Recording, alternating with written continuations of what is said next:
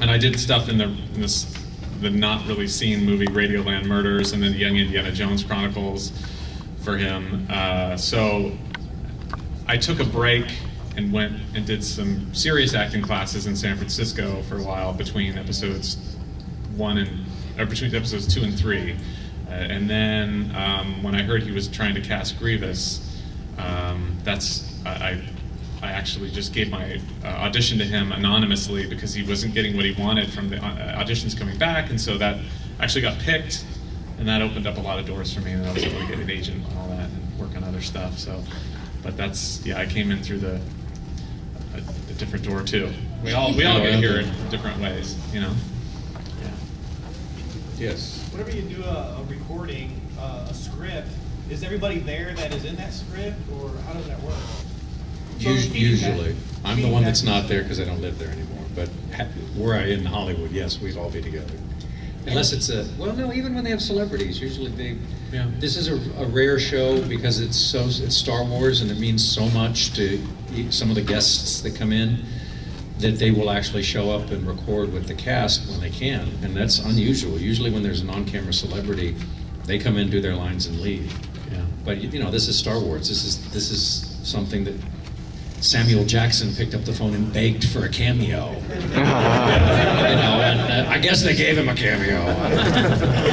Yeah, they try to get us all in the same room. It's something that has been very important to them from the beginning, and they stressed from the beginning. They said, you know, for every episode, we feel that it's important to have a group record so you can really, especially with like Obi-Wan and Anakin and Ahsoka, it really helps to stand next to each other to develop these relationships because they're so close, and I don't think we would have been able to have the same chemistry in our acting had we not been standing next to each other. So it's something they've tried for. Matt actually right now is MIA. He's filming a movie in Louisiana, so he had to check out for a little bit. But usually we're all in the same room.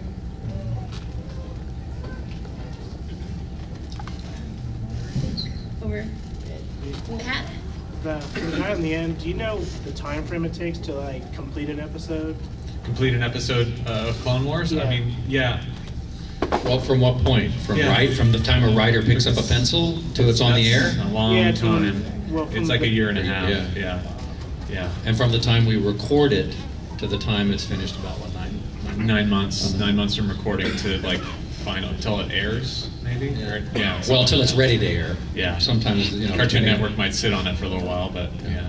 One show or the entire season? No, one per show. Well, but we're doing one every week, so that time window just keeps moving into the future. Yes. Gray shirt. Yes. What was your favorite episode recording out of all the episodes?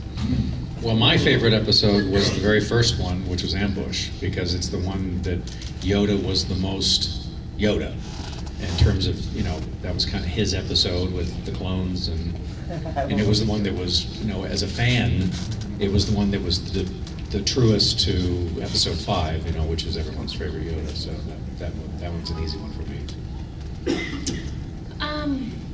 With Ahsoka, I would actually say, and I can't give any details, but we just recorded an episode for season 3 that the storyline pretty much blew my mind. It just, none of us were expecting the storyline at all, and Ahsoka really reached emotional levels that I, would have hoped for her, but I didn't foresee that, she would even emotionally go to certain places, and so I can't give details, but there's some good stuff coming in season 3. I like, what was the one, Tom, that Yoda's giving like kind of a lecture to the 3 clones that are sitting there? That's Ambush. That's the one? Yeah, that's my favorite too. Yeah. I like that one too. I thought that really recaptured a lot of the essence of the original Star Wars, and I remember watching that, and I'd see the episodes a million times when I'm doing the sound, and I remember every once in a while just stopping. I thought everything just gelled really in that. Well, for you, that was like the 4th episode. Yeah. Or 5th, yeah. It was. I like that one. That's my favorite too. I'll actually say, of the episodes that have aired, I actually really liked Brain Invaders.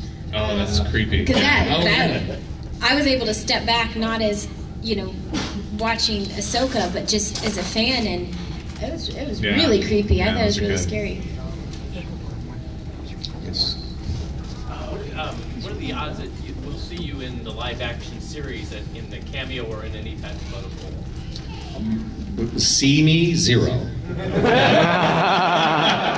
on, it's not 0, Tom. There's always opportunity. Well, there's and always, but possibility. only because I know him. I mean, he might be able to give me an audition. Yeah. No, yeah, it's very unlikely because it's again, and I'm not saying anything that's secret. I'm telling you the only thing I've read because we're the last people that would hear any of this behind the scenes. I don't even know if they've decided where they're filming it, and they're dropping things like Australia and New Zealand still. So if that's the case, it's highly unlikely I would ever even have a chance to appear on camera. Would Yoda possibly appear? Who knows? I mean, everyone said that this is going to be different characters in a different part of the galaxy, and if they hold to that, then it's unlikely. But you never know. I mean, with characters like Darth Vader and Yoda, and how much the fans love them, who knows? I mean, I'm just saying, if it was me running the show, I'd have one of them show up now and then. So if that's possible, and Yoda's that guy, then hopefully they'll still use me for the voice. So we'll see. But in terms of other voices, and I'm going to be bugging him, saying, when you need a droid, give me a call. What about you, Lauren? What if he? I had to stop dyeing my hair brown, I guess. But, wait, he has brown hair. Oh, I don't know. Wait, is this between 3 and 4? I don't know. I'm confused. I don't know. So. Because we don't work up at the ranch, I mean, they really don't tell us anything. Really. It's very secretive. We find stuff out just the same time you guys find stuff out. So Sometimes afterwards, you guys tell me things I don't know. Website leaks. Yeah, right. Exactly. Matt? Yeah, I don't. Matthew. Yeah, he really can't talk because he does hear things. So he's off limits. So, yes. We know we've got season 3 coming up. How many more seasons do you guys know of that are planned? Well, the number we always hear is, George has always said from the beginning he wanted to make 100. Yeah, he pretty much ordered 100 of these. That could be at least, probably. Yeah, and that was again, and we're repeating rumor. Yeah. But what we were told was that before he had ever even sold one of these, he had ordered 100 because he was pretty convinced this was going to be a hit. And gosh, he was right. What a surprise! If he does this a few more times, he might become rich.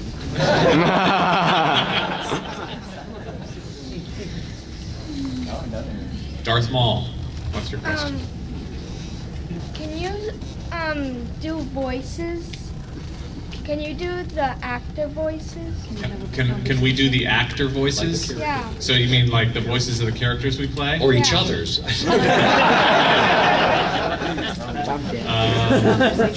Sure. Okay, so You're Grievous. Huh? I'm Grievous, right? Okay. How many times do I have to hit snooze on this alarm before I turn off? Sorry, sir. Roger.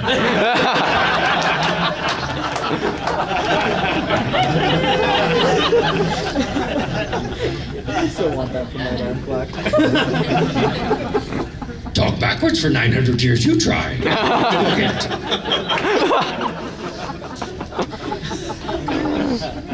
I don't have anything funny to say.